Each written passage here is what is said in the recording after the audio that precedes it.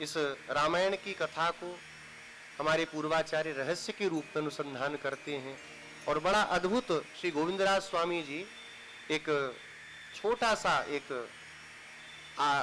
एक रूपक बना करके इस रामायण की कथा को समझाते हैं। बहुत ध्यान से समझिए, इसके बाद फिर भागवत श्री रामायण जी के महात्म्य की हम लोग चर्चा करेंगे, क्योंकि बिना महात्म्य जाने सोने को भी लोग पीतल समझ करके फेंक देते हैं।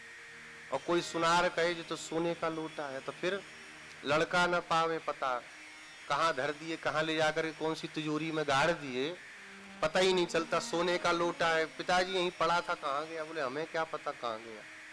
जब तक महात्म्य नहीं पता चले तब तक वस्तु की उपेक्षा की जाती है। महात्म्य पता चल जाए तो फिर क्या कहना।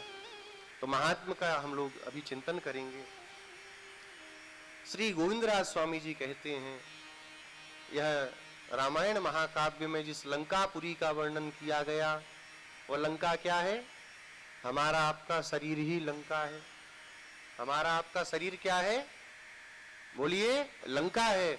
हमारा शरीर ही लंका है और रावण और कुंभकर्ण इस लंका में रहते हैं। रावण कुंभकर्ण कौन है? रावण है अहंकार और कुंभकर्ण है ममकार, मैं और मेरा। यही दोनों इस लंका में रावण कुंभकर्ण रहते हैं। और यहाँ पर विभीषण जी भी रहते हैं। वो विभीषण कौन है? बोले उनका नाम है विवेक। इस हृदय में, इस बुद्धि में रहने वाला जो विवेक है, क्या करना चाहिए क्या नहीं करना चाहिए, वो विभीषण है। पर विभीषण की मानता कौन है? विवेक को तो मार के भगाई देते हैं, लात मार के। तुम क्या बता रहे हो, भगो यहां से। विवेक का रूप है विभीषण।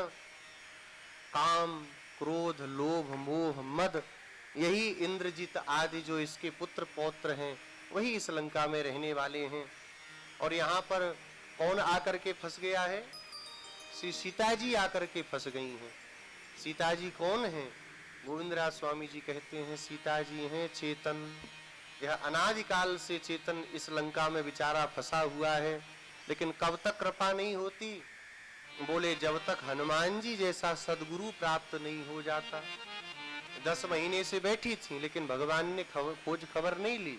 लेकिन जब हनुमान जी जाकर के वहां पे प्रार्थना किए कि आपके लिए दोनों नेत्रों में अपने अश्रुपात को भर करके श्री जनक नंदिनी जानकी ने कुछ वचन कहे हैं, आप उनकी बातों को सुनिए। जब जानकी जी के निवेदन को भगवान को सुनाया, तो फिर भगवान ने बिल्कुल भी प्रतीक्षा नहीं कराई, तुरंत भगवान समुद्र के तीर पर पहुंच गए।